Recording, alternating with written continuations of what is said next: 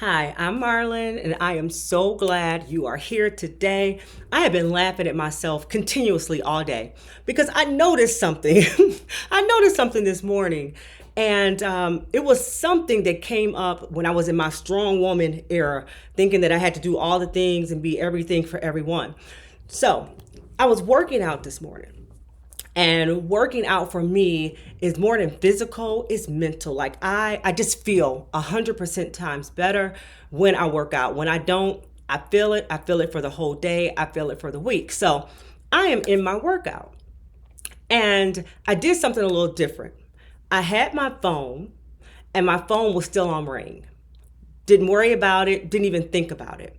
But as I'm in the middle of my bicep curls, doing all my squats, my phone starts ringing.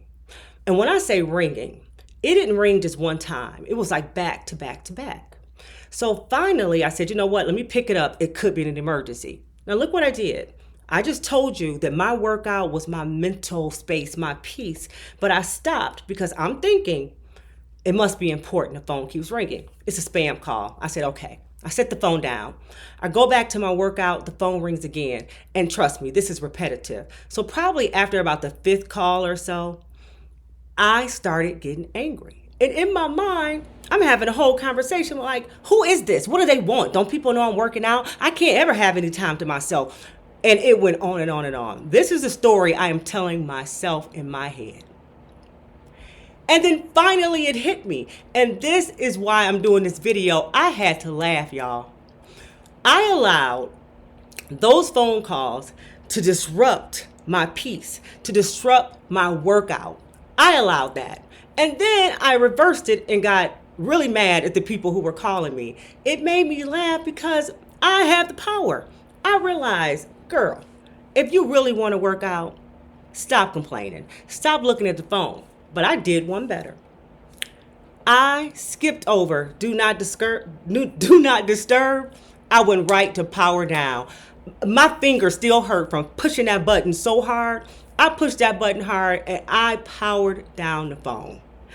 And like I said, it was so interesting and amazing because I went through this whole circling and spiraling and nervous system out of control over something that I had full control over. And I was ready to blame everyone else and to start my day off in a bad way.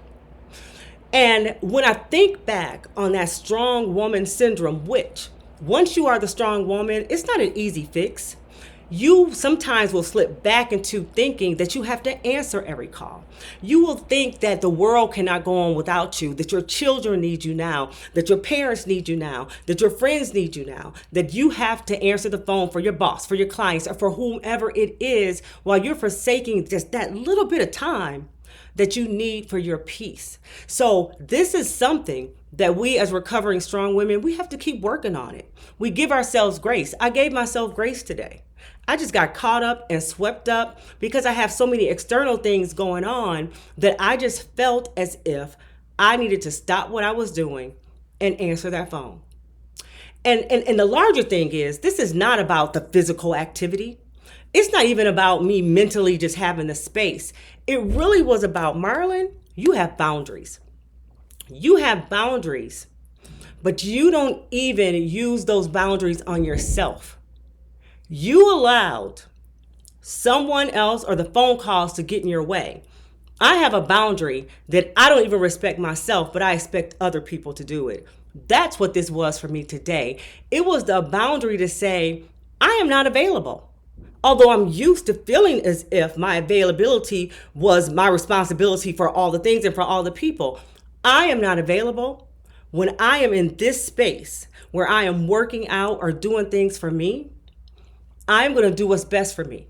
For me today, it was shutting off the phone. It was cutting off the noise. It was about me choosing myself.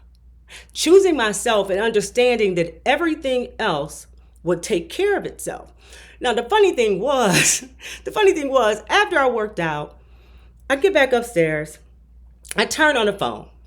I look at who was calling me. Most of it was spam. A few were friends. One was even a client.